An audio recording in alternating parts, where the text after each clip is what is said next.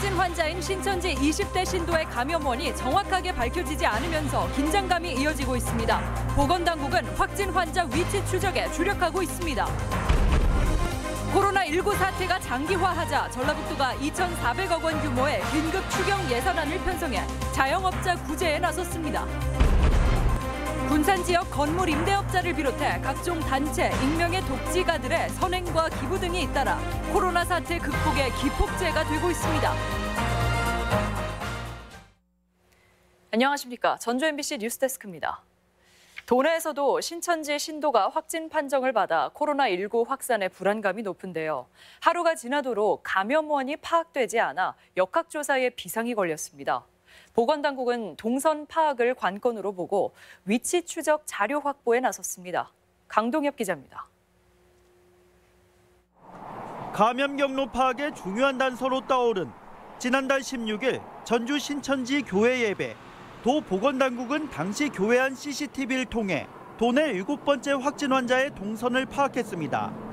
당시 2,500여 명의 신도가 방문했는데 확진 환자는 4시간가량 교회에 머물렀던 것으로 확인됐습니다.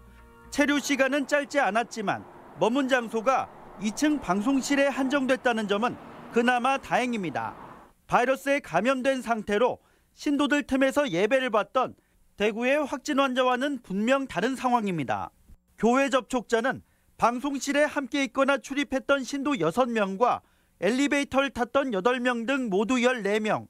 2명은 다행히 음성으로 나왔지만 정작 중요한 감염 경로는 여전히 안개 속인 상황. 사정이 이렇다 보니 도 보건당국은 역학조사에 고심하고 있습니다. 특히 확진 환자가 양성 판정을 받은 뒤 다시 받은 검사에서는 음성이 나오기도 해 바이러스 감염 시점과 장소를 특정하지 않고 모든 가능성을 열어두고 있습니다. 본인이 느끼는 증상은 그때일 수 있지만 사실은 훨씬 그 전일 수도 있습니다. 그 위치 추적이라고 하는 게 중요할 수도 있고요. 동시에 보다 정확한 동선 파악을 위해 질병관리본부를 통해 위치 추적 자료 확보에도 나섰습니다. 지역의 신도들의 경우에는 증상이 있는 신도들은 자가격리, 그 이외에는 능동감시를 통해 관리하고 있습니다.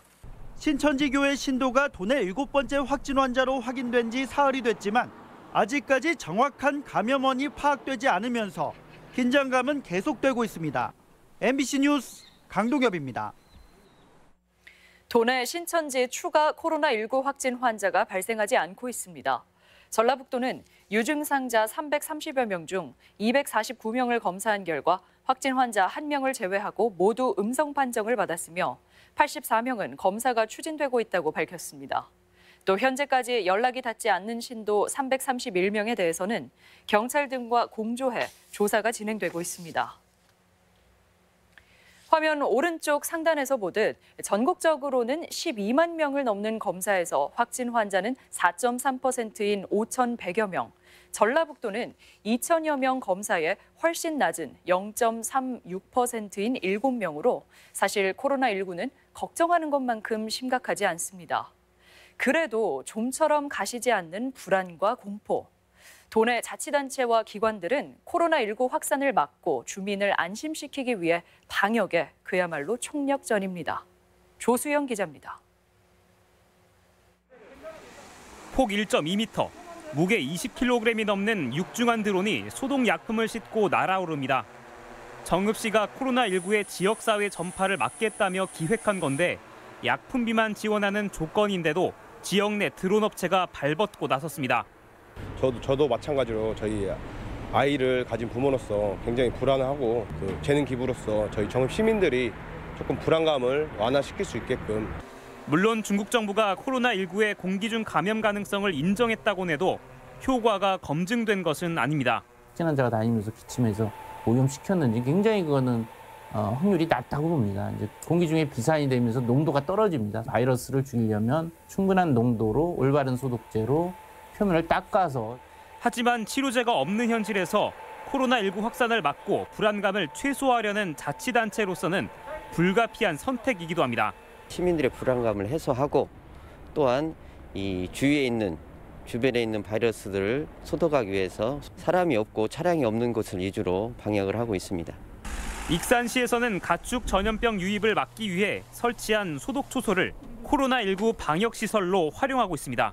아파트를 비롯한 다중이용 건물 방역은 이제 일상이 됐고 청사마다 열화상 카메라와 체온 측정은 기본입니다. 의심 환자와 접촉자를 실어나르는 소방서에서도 방역에 고삐를 쥐고 있습니다. 감염병 예방을 위해서 구급차는 물론 현장 갔다 오면 바로 소독을 하겠지만은 그 이외에 소방차도 주기적으로 소독을 하고 있습니다.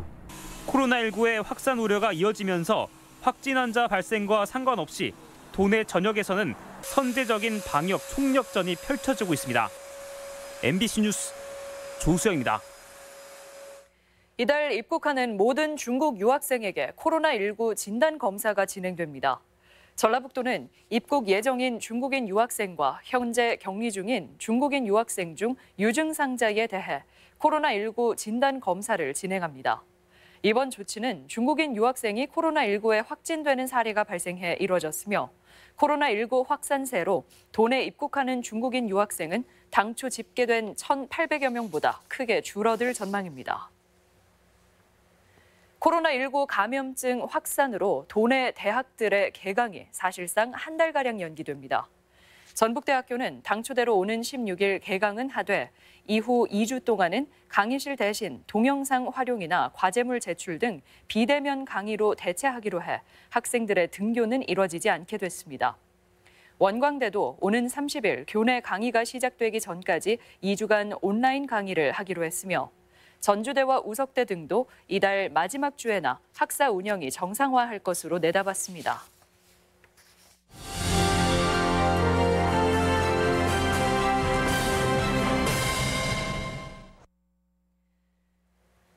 코로나19 감염의 기세가 여전하지만 동시에 극복의 의지도 갈수록 더 단단하게 결집하고 있습니다.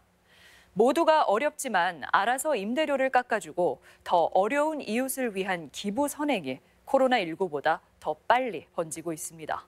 송인호 기자입니다. 군산의 한 어린이 전용 카페.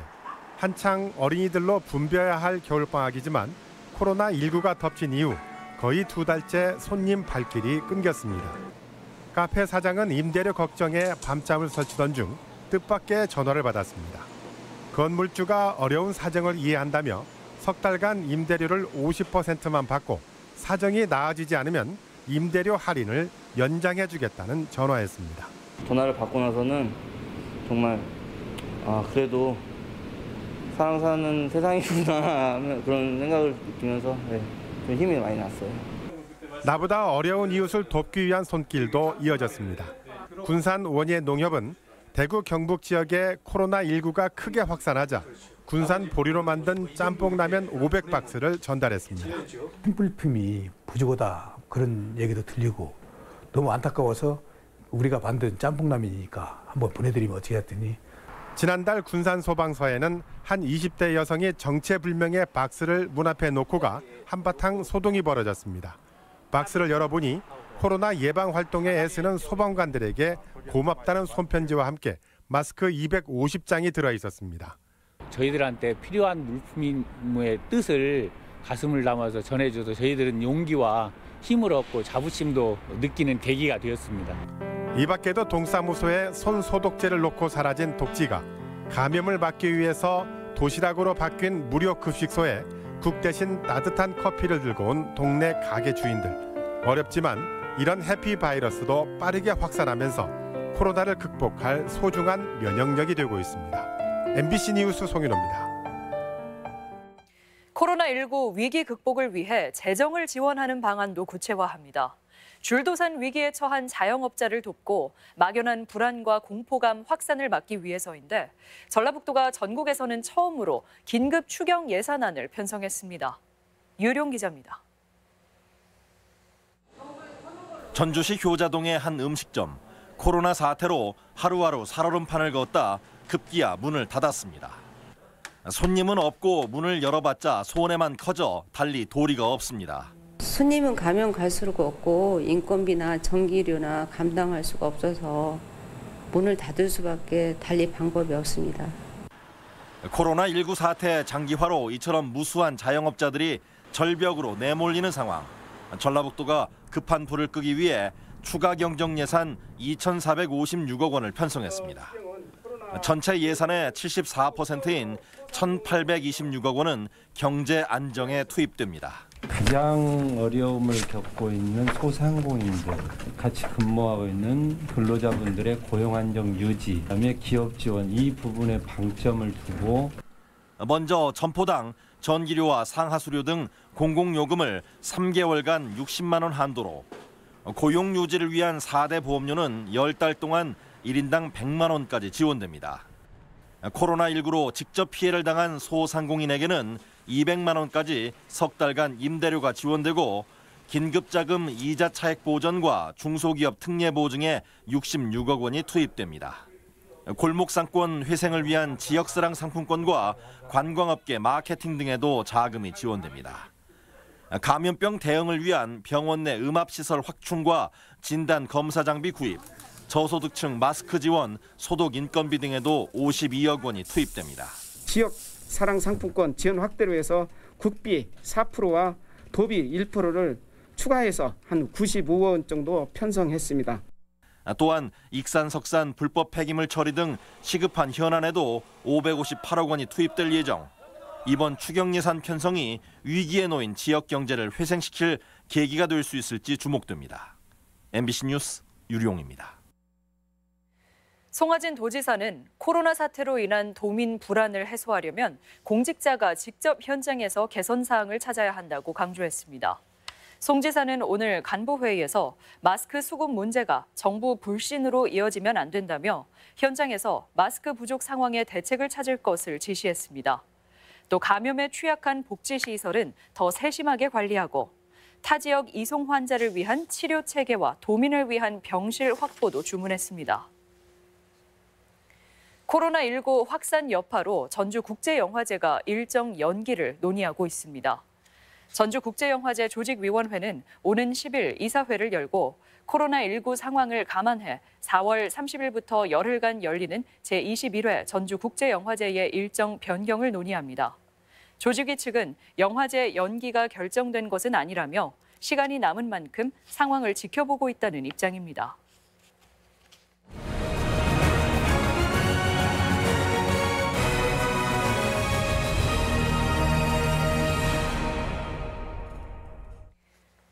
(1호) 공약과 (1호) 법안으로 총선에 나선 후보들의 정책을 살펴보는 시간.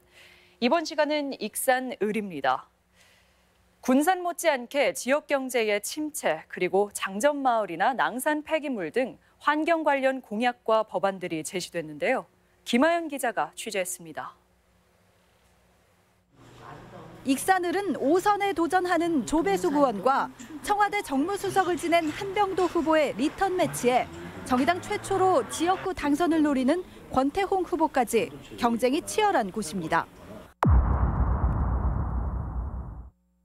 민주당 한병도 후보는 1호 공약으로 공공기관 익산 유치를 내세웠습니다. 균형 발전을 위해 정부의 2차 공공기관 이전을 독려하고 일부를 익산에 유치하겠다는 겁니다. 대상 기관 아마 122곳 정도가 될 것 같은데 이 기관이 다시 지방 이전을 강하게 추진을 해서 우리 지역으로 유치될 수 있도록. 민생당 조배숙 후보의 1호 공약은 만경강 국가정원 조성입니다. 한 해 1,000만 명이 찾는 순천만처럼 만경강 국가정원을 만들어 생태와 관광 둘 다 잡겠다는 겁니다. 만경 8경이라고 해서 경치가 수려하고 그리고 또 시민들 또 접근성도 좋고요. 국가정원화해서 브랜드 가치를 높이면. 정의당 권태홍 후보는 1호 공약으로 익산 반도체 산업 유치를 꺼내들었습니다. 파산한 넥솔론의 생산 라인을 반도체 웨이퍼 라인으로 바꿔 익산을 대일본 부품 소재 전진 기지로 만들겠다는 겁니다. 기업 유치를 얘기하기 전에 지역에 있는 기업이 제대로 좀 지속 가능하게 갈 수 있도록 가공전 반도체 웨이퍼를 생산하는 그런 업체로 넥솔론을 회생시키겠다. 1호 법안으로 한병도 후보는 고향사랑 기부제법을, 조배숙 후보는 환경재난 피해자 구제 특별법을, 권태홍 후보는 장전마을법과 낭산법을 제시했습니다. 또 이제 지역이 재정적으로 아주 어려움이 있으니까 타지에서 우리 고향에 10만 원을 기부를 하면 세액공제가 되는 이런 법안을 만들면 폐석산과 장전마을 때문에 그 시민들이 고통을 겪었는데요. 이런 사태가 발생했을 경우에 국가가 신속하게 개입해서 현재 낭산 폐석산에 143만 톤의 불법 산업 폐기물과 생활 폐기물이 묻혀 있어요. 근데 그거를 정부와 지자체가 제대로 빨리 파내고 이 밖에 무소속 배수연 후보는 지방의원 정당 공천제 폐지와 무보수 명예직화를 1호 공약으로 보조금 지급의 투명성을 높이는 법률 개정을 1호 법안으로 내놨습니다. 지방자치가 실시된 지 한 20여 년이 지났지만 이에 대한 문제점들이 많이 발생을 해서 이런 문제점들을 다시 손봐야 할 필요가 있다. 국가혁명 배당금당 유정숙, 최규석 후보는 당 차원의 공약 외에 개인 공약은 발표하지 않았습니다. MBC 뉴스 김아연입니다. 삼선의 이춘석 의원이 당내 경선조차 넘지 못하면서 이번 총선에서 중진 물갈이 폭이 관심인데요. 야당에 포진된 대다수 중진들은 하나같이 인물론으로 민주당 바람에 맞서고 있어 총선 결과에 관심이 쏠리고 있습니다. 이창익 기자입니다. 민생당 정동영 의원이 5선 도전을 공식화했습니다. 총선 출마 기자회견에서 정 의원이 내세운 건 두 가지입니다. 첫째는 지난 4년간 누구보다 지역 현안을 꾸준히 돌봐왔고 그 결과로 시민들은 자신을 해결사로 부른다는 겁니다. 또 하나 중앙정치 무대인 국회는 결국 정치력인데 인물에 따라 전북의 모든 것이 좌우될 것이라며 다선 중진의 필요성을 역설했습니다. 10명 모두가 초선 의원 아니면 재선 의원으로 구성된다면 전라북도 정치는 변방으로 몰릴 것입니다. 심부름 정치에 머무르고 말 것입니다. 이번 총선에 나서는 도내 중진은 정 의원과 함께 민생당 조배수 의원이 역시 5선에 도전하고 있으며 4선 고지를 바라보는 유성엽 의원도 있습니다. 앞서 4선에 도전한 민주당 이춘석 의원의 경선 탈락은 뜻밖의 결과지만 지역 현실이 반영됐다는 시각이 많습니다. 다선 중진은 활동 기간이 긴 만큼 평가가 매우 다양한 데다 유권자들이 요구하는 정치의 방향성도 빠르게 변하고 있어 다선 정치인을 바라보는 지역의 피로도가 적지 않았습니다. 하지만 예산과 지역 현안의 성패를 좌지우지할 중앙정치에서만큼은 중진의 역할은 분명합니다. 예결위 진입이나 지역의 주요 현안을 관철시키는데 힘 있는 중진의 부재는 전북에게는 큰 타격이 될 수도 있습니다. 대한민국의 발전을 위해서 어떤 역할들을 했는지를 살펴봐야 되는 거고 그것이 시민운에 타당하다면 인물론이 우세할 것이고 그렇지 않다고 한다면 당연히 물갈이론이 우세할 거라고. 이번 총선에서도 새술은 세 부대에 담아야 한다는 물갈이론과 중진 역할론이 맞부딪히는 형국이어서 유권자의 선택이 어떤 결과로 이어질지 관심입니다. MBC 뉴스 이창익입니다. 중앙선관위 산하 국회의원 선거구 획정위원회가 4.15 총선을 앞두고 국회에 제출한 선거구 획정안에 따르면 도내 지역구는 10석을 유지하고 전주시 갑과 병의 일부 동이 재편됩니다. 오는 5일 국회 본회의에서 현재 안대로 통과될 경우 도내 지역구의 불확실성이 사라지면서 10개 선거구에서 후보들의 선거운동도 한층 속도를 낼 전망입니다. 유치원과 초중고교의 개학이 2주간 추가 연장되면서 학사 일정도 순차적으로 지연되고 있습니다. 전라북도 교육청에 따르면 유, 초중고와 특수학교, 학력인증시설의 개학일이 23일로 정해지면서 사실상 3주 더 연기되고 휴업 일수는 15일로 계상해 여름과 겨울 방학일을 조정해 운영합니다. 이에 따라 계절 방학 기간이 단축되고 각 학교는 자체적으로 학사 운영 일정을 재조정하게 됩니다. 도교육청은 3월 셋째 주까지는 온라인 학습 지원 계획 수립 등으로 학습 공백을 최소화하도록 하겠다고 밝혔습니다. 전북권 뉴스였습니다.